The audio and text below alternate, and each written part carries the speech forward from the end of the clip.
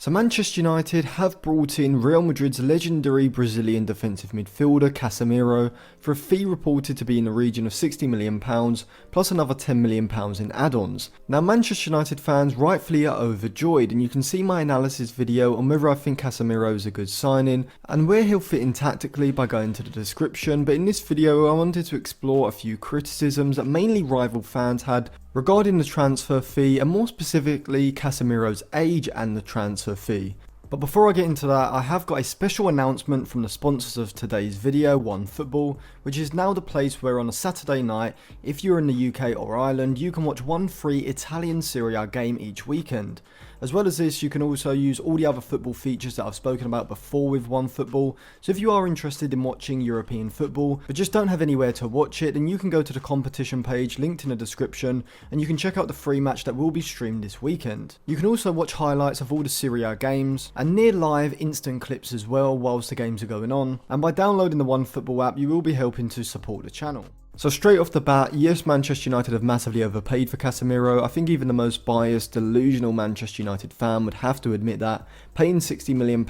for a player in his 30s, with the exception of someone like Ronaldo or Messi maybe, is obviously going to be an investment that's hard to see a full return on. Well, maybe that's not true because, for example, let's say Manchester United have Casemiro for the entirety of his 4, possibly 5-year contract, and he is pivotal in them getting back into the Champions League, winning the Premier League title and challenging or even winning the Champions League as well, then despite the overpayment on the transfer fee, you'd have to say it was well worth it. And if we look back at examples from football history, we can see this. In 2000, Roma paid a world record fee for a player in his 30s, €36 million,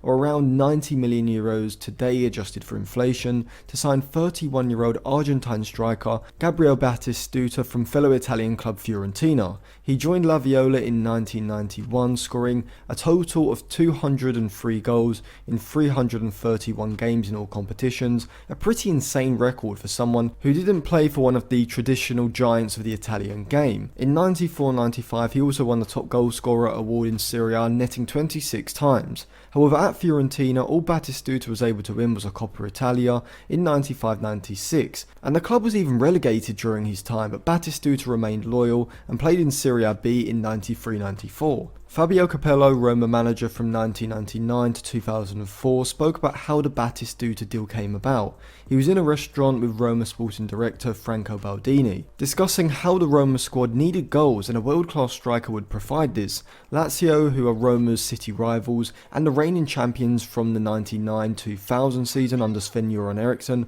had just signed Hernan Crespo for a world record fee of €56.8 million, and had also brought in Claudio Lopez from Valencia for €23 million. And at this point, Roma had not won Serie A since 1983. Baldini and Capello decided to come up with a story about the Roma club president Stefano Sensi opening talks with Fiorentina over a Batistuta deal, pushing the story into the newspaper, and the reaction from the Roma supporters appealed to Sensi's ego and almost forced his hand to make the transfer. Roma submitted an offer, and Batistuta accepted that his dream of winning the Scudetto with Fiorentina was fading, and because he was coming towards the end of his career, he accepted that he would have to move to see success. Fiorentina accepted a €36 million fee, and the Argentine signed a 3-year contract with the Gallarossi. Now, like Casemiro at Manchester United, Batistuta was a world-class player, seemingly moving to a side that didn't exactly perfectly suit his ambitions. After all, clubs like Real Madrid, Manchester United and Liverpool had been interested in the Argentine over the previous few years, and even the likes of AC Milan and Juventus seemed that they would provide Batistuta with a better opportunity of winning the Scudetto. And you can see the parallels between Batistuta's move to Roma in 2000 and Casemiro's move to Manchester United this summer. A world-class player approaching his twilight, moving to a club who are actively in a rebuilding phase, and not the main contender for the title. Capello utilised Batistuta in a 5-2-3, with Totti playing in behind Batistuta and his strike partner Del Vecchio, and later on in the season Vincenzo Montella. Behind them, Capello used a defensively secure double pivot, including including two of Emerson, Cristiano Zanetti or Damiano Tomassi, in front of a back three of Samuel Zabina, either side of one of Alder or Zago. The wing-backs Candela, but in particular Cafu, were the creative key for the side, alongside the trequartista Francesco Totti, and the signing of Batistuta proved to be pivotal, as he scored 20 Serie A goals that season, leading Roma to their first Scudetto victory in 18 years. Now, am I saying that Casemiro will lead Manchester United to a Premier League title this season? Almost certainly not. However, as seen with Batistuta, the signing of a world-class player in the twilight of his career can make a massive difference for a side. Obviously, Casemiro isn't going to do this via goal scoring as Batistuta did, but coming into that Manchester United midfield and providing next level defensive security could completely change the trajectory of Ten Hag's team. Despite the criticism regarding his age, which I do understand to some extent, I don't actually see it being an issue, as the concern should be not that he's 30 now, but that in a few years he'll be in his mid-30s. This sounds obvious, but what I mean is that for at least this season, next season, and probably the season after, I wouldn't expect a decline in Casemiro's quality, and if anything he could be about to hit his peak. And if you actually go through the best players in the world at the moment, what you actually find is a lot of them are in and around the 30 to 32 age range. Mo Salah, Sadio Mane, Thiago Alcantara, Virgil van Dijk, N'Golo Kante and Koulibaly are all examples of players who so far have managed to maintain their top abilities into their early 30s, and players like Heung-min Son, Ciro Immobile, Dani Parejo and Kevin De Bruyne have all improved as they've moved into their early 30s. And even from a longevity standpoint, we are now seeing players able to maintain a world-class level or even hit their peak going into their mid-30s, with players like Robert Lewandowski, Karim Benzema, Luka Modric, Lionel Messi and of course Cristiano Ronaldo all examples of this. And this does make you question the usual narrative that players tend to peak around the ages of 27 to 30 and then fall off as they progress into their 30s. However, over the past decade or so, as sports science has improved and players are able to maintain their fitness at the highest level for longer into their career, they are now able to maintain their level or even go into their peak well into their mid-30s. Casemiro's former Real Madrid teammates Luka Modric and Karim Benzema are fantastic examples of this, who arguably experienced the best season of their careers last season at ages 36 and 34 respectively. We can also look at other defensive-minded midfielders to see this as well, with Claude Makaleli being 30 years old when he signed for Chelsea in 2003, and Fernandinho, who was 28 when he signed for Manchester City from Shakhtar in 2013. Makaleli would have the best years of his career during his early 30s between 2004 and 2006,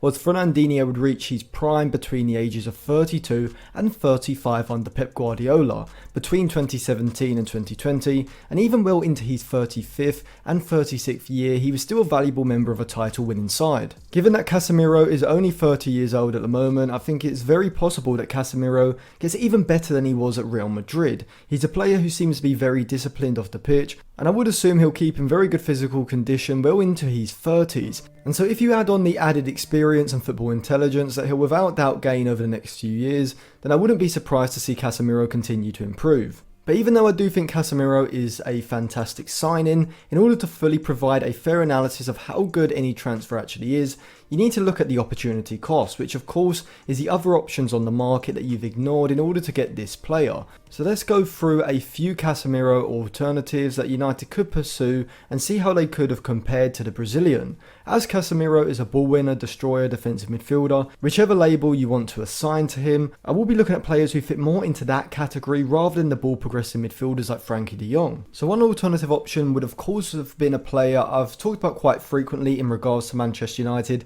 and that is Ibrahim Sangaray. Now Sangaray just signed a new deal with PSV just before the Casemiro signing, so his price would now have been significantly higher than if United would have done it at the start of the summer, probably around 40 to 45 million pounds at this point in the window I would guess. Sangaray, like Casemiro, has a dogged and industrious nature to motor around the centre of the pitch, applying pressure and using his long frame to put in tackles from uncomfortable positions that players like Fred and McTominay just aren't able to do. I have broken down Sangaray's stats plenty of other times in recent videos, such as the one that will be linked in the description, so I won't go too much into that, but just briefly, in the Eredivisie last season when compared against every other central midfielder, he ranked 3rd for tackles completed, first for interceptions and 6th for dribbles completed as well. Now, like Casemiro, his forward passing and ability to switch to play isn't phenomenal by any means, but he's still a vast improvement on what United currently have. He is 24 years old, so significantly younger than Casemiro, so I do think you could make the case that he would have been a better signing just from a long-term point of view,